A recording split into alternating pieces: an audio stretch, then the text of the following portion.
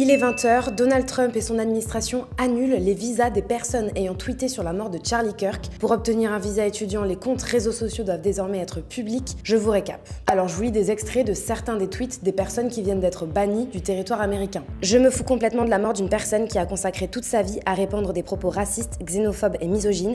Il le mérite bien. On ne se souviendra pas de Charlie Kirk comme un héros, il a été utilisé pour créer un mouvement artificiel de blancs nationalistes. Ou encore, quand les fascistes meurent, les démocrates ne s'en plaignent pas. Tous les tweets que je viens de vous lire, c'est le Department of State, notre équivalent du ministère des Affaires étrangères, qui les a partagés sur X avec à chaque fois l'annonce Visa Revoked, visa annulé. Les noms des personnes n'ont pas été divulgués, mais on sait que ce sont des ressortissants d'Argentine, du Brésil, d'Allemagne, du Mexique, du Paraguay et d'Afrique du Sud. Et ce thread se termine par une déclaration ferme. Le président et le secrétaire d'État Marco Rubio défendront nos frontières, notre culture et nos citoyens en appliquant nos lois sur l'immigration. Les étrangers qui profitent de l'hospitalité américaine tout en célébrant l'assassinat de nos citoyens seront expulsés. Et le mois dernier, l'administration Trump demandait à ce qu'on leur envoie tout post sur les réseaux sociaux qui critiquerait Charlie Kirk, annonçant prendre les mesures qui s'imposent pour protéger le peuple américain. Le vice-président lui-même, J.D. Vance, a encouragé les Américains à dénoncer toute personne qui célébrait la mort de Kirk. Bref, des exemples comme celui-ci ces derniers mois, on peut en lister des dizaines puisque l'administration Trump a amplement renforcé les contrôles des visas. Il a par exemple été acté depuis juin 2025 que les demandeurs de visas étudiants doivent désormais rendre leurs comptes réseaux sociaux publics pour qu'ils soient vérifiés avant d'entrer sur le territoire. Et ce sont des actions qui sont vivement critiquées par des groupes de défense des droits civiques qui y voient des violations de la liberté d'expression qui s'appliquent normalement à toute personne aux États-Unis, pas seulement aux citoyens américains. En tout cas, en septembre 2025, l'administration Trump se félicitait d'avoir expulsé plus de 400 000 personnes depuis le retour de Trump au pouvoir. On vous tiendra au courant sur Brut.